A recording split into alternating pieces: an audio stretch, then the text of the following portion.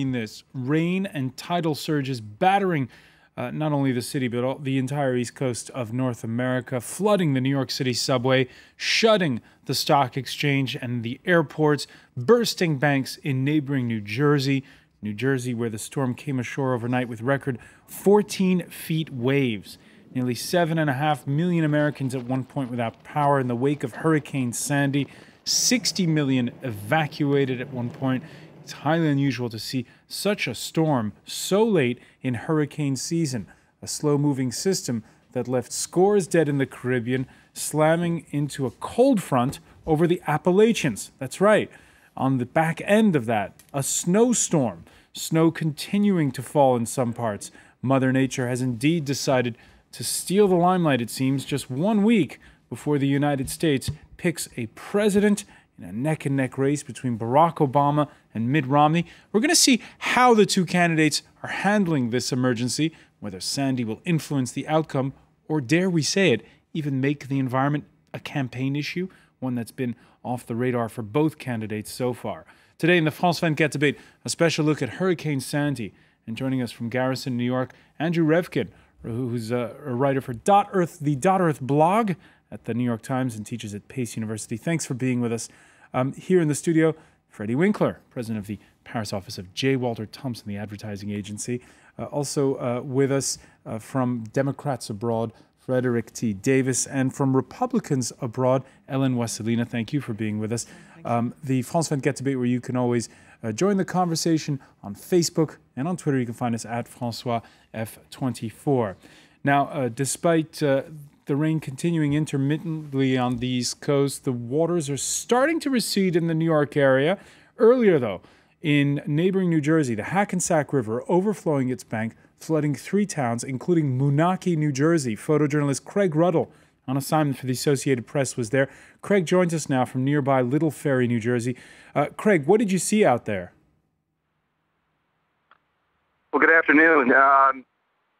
What I saw was a lot of standing water, deep standing water, waist deep in many places, with a lot of debris and oils and everything that was under the ground coming to the surface, sort of floating on top, with people wading through it, being rescued, if you will, by trucks, by boats, and really, as far as I can tell, being pretty much caught very much by surprise. Certainly, people, I think the wind last night, I think, was even surprising. Frankly, I was driving a lot and I was battered incredibly. I was really surprised.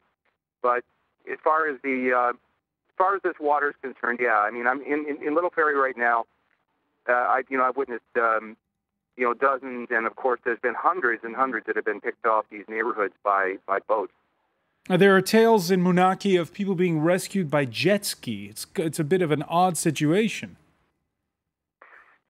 Well, I wouldn't doubt it. I didn't see it myself, but I actually got into an area on if you're familiar with a front loader, it's sort of like a heavy piece of equipment to like a construction equipment, and the driver sits several feet off the ground, and I actually hung on to the side and rode in so I could photograph, basically take my pictures for this event. And I was lucky enough to hitch a ride on this vehicle, putting me about 7 feet off the ground. And had I not had it, I wouldn't have been able to get the pictures.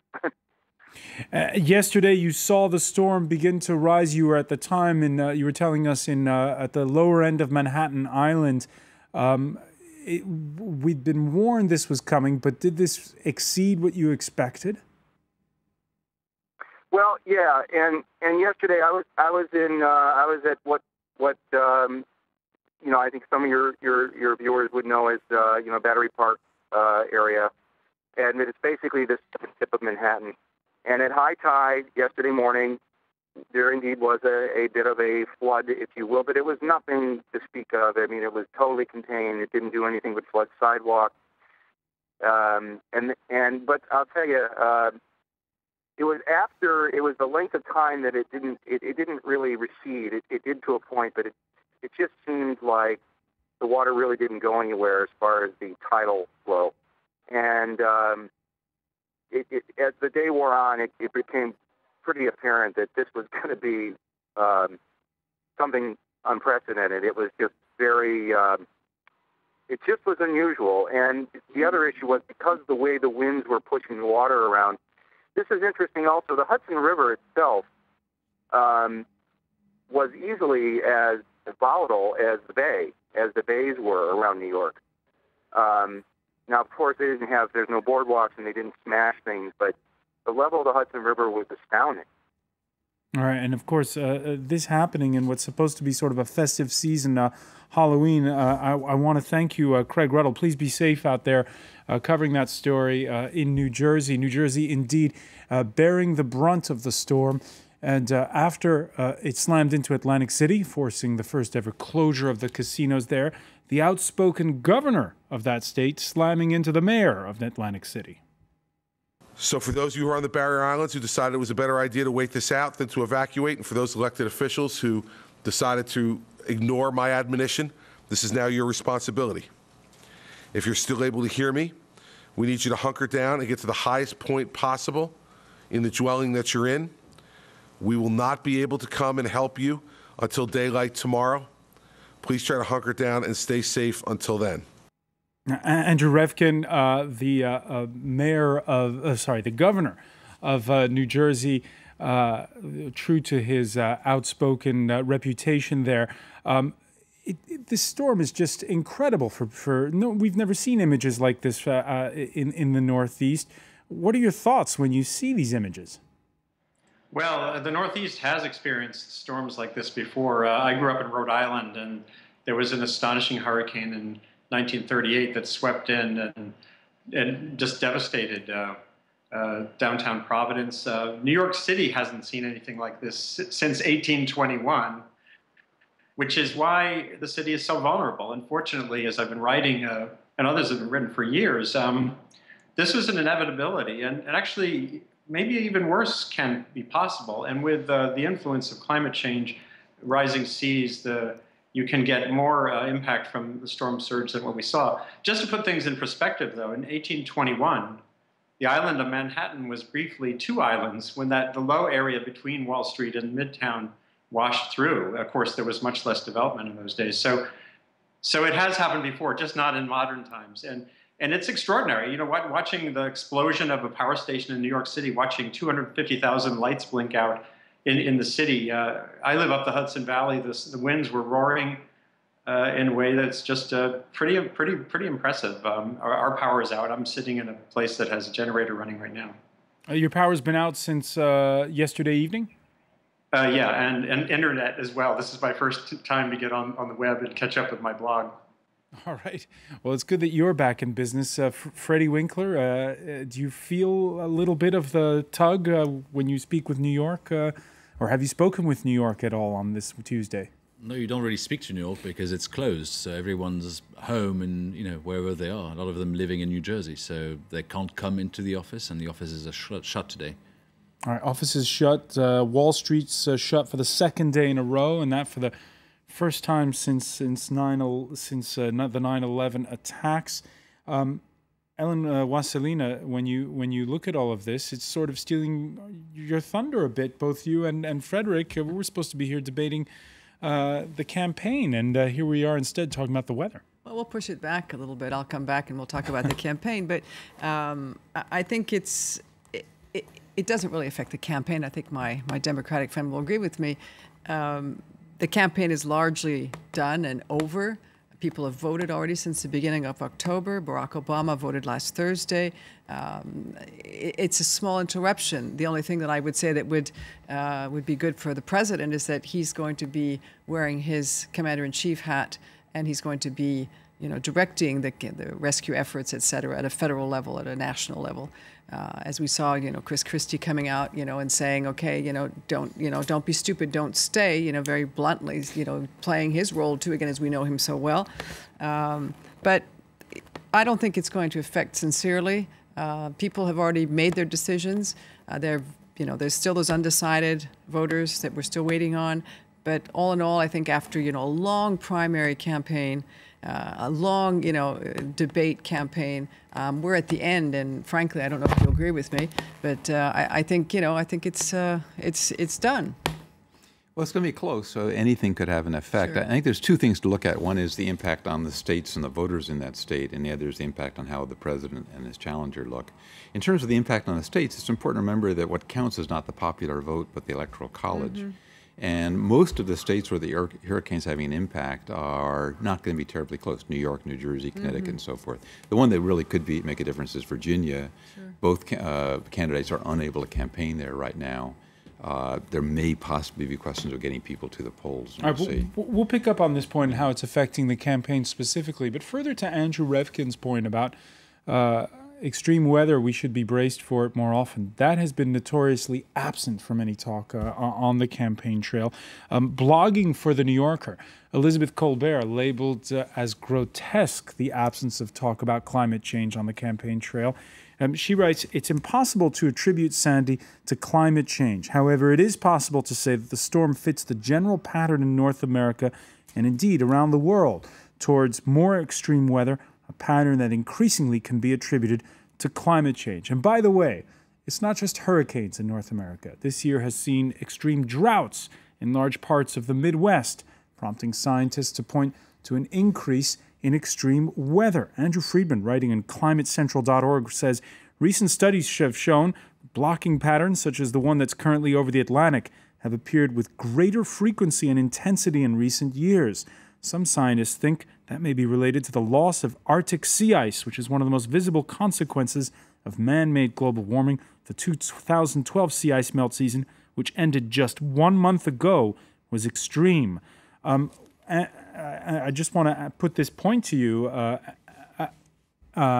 We've lost the connection with New York and with Garrison, New York, and Andrew Revkin. But Andrew Revkin, I don't know if you can hear me. The issue of the polar ice caps melting, is that triggering more extreme weather? Do you agree with that thesis? When you talk to scientists working really hard on these questions, it's still early days. Believe it or not, despite all that's known about global warming, one of the things that's hard to know is the relationship to extreme events, partially because they're so rare. So you don't have a lot of statistics. And the idea that the open water at the North Pole has influenced weather patterns is also a new idea. Just yesterday on .earth, you can, if people look back on the nytimes.com site to my blog, they'll see a pretty interesting discussion of why it's hard. Now, which gets back to the reality that the most important influence of climate change to think about in a situation like this is on the rising sea levels. In other words, going forward, when you have a close call or a direct hit by a hurricane in a coastal area, with the higher seas, you just have a higher probability of more damage. It just makes a storm that's semi-severe that much more severe in its impact. So that's indubitable. That's just not something that's in play. Is this storm very late in the season, Andrew? No, again, this happens. November 1927, I've written about all of these storms. An epic storm, it was a tropical storm after a hurricane, came through and became the worst flood in Vermont's history. It dumped all of its rain inland and killed many people, killed something like 60,000 cows. The lieutenant governor died in that flood. So these things can happen. That's not an unusual, it's all unusual, but it does happen. And of course, just last year, we had a snowstorm at the same time, just before Halloween, which was also extraordinarily unusual for our area. So there is a lot of unusual weather right now. Drawing a straight line to global warming gets challenging, however. But you'll agree there's been a greater thermal amplitude over the past couple of decades. Oh yeah, no, the planet is heating. A lot of the heat goes into the ocean. That changes the way the ocean behaves in some cases. But there's also long-term cycles in the oceans as well that still are powerful enough. The natural variations in the system still are competing with this growing influence of greenhouse gases, which makes it, again, you can't just sort of point out the window and say, aha, that's us. And that makes it, people don't really do well with complicated ideas. But the reality is, the risks from especially coastal storms are amplifying with rising seas, and also because we're building so much stuff in coastal areas around the world, not just New York. Frederick Davis, it's not just, by the way, the U.S. election, the French elections, we didn't talk much about climate change either.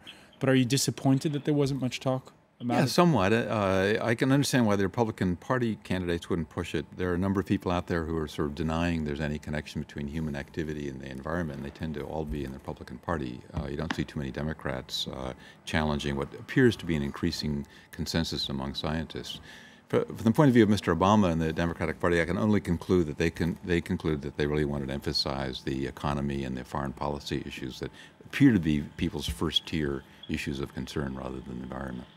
Ellen Wassilina? Well, of course, I have to answer to that to say that Romney is approved 59% over President Obama on economic issues and 52% on jobs. But on the environment? On the environment? No, I'm just talking about the economy and jobs. You know, Yes, the but most the important environment. issues. Yeah, I'll get back to that in just a minute. The environment is, of course, a great problem, and there has been scientific correlation between the rise of Earth temperatures and the emissions, the CO2 emissions. If you've seen Al Gore's film, it's quite revealing. And yes, and unfortunately, there was no discussion on environmental. And I think it's important to see it in a way, too, of the national security interest, too, for energy independence for America, to creating clean energy and putting more into gas and looking to other solutions as renewable energy, as the president has suggested. We are all in the Republican Party do not all think that, renewable energy is bad. It is good. But to get there and to get to an energy mix that has more renewables, which of course you probably won't see in any economy more than 15% or maximum 20%, is just a fact. Freddie Winkler, as both our panelists here are saying, people are more interested in jobs than they are in the environment. But do you get the sense when you look at social networks that voters are interested in the environment, that it is an issue? You get it on certain social networks because that's the kind of subjects that people get interested in on social networks. It's less the case when you look at it overall. I think, again, as we've just said Remember here, a few years back, there was the big global summit in Copenhagen. It was really a big issue early in Barack Obama's mandate. What, has it gone away? But the global summits didn't go that well. There was a lot of noise for not much results. And I think, with what's happening right now with people suffering in terms of economy, that's where a lot of the attention has gone. I think, again, there's a lot of, although there has been some debates around, searching for more oil in Alaska or stopping it or not stopping that. The polar cap as well. So there is a lot of things on the fringe that deal with it, but it's not been a core issue so far. It's not really core. Interesting what you said. Al Gore talked about it after he didn't get elected. That's right. After he That's got right. elected. When we come back in the France 24 debate, we're going to discuss what will get either Barack Obama or Mitt Romney elected. Stay with us.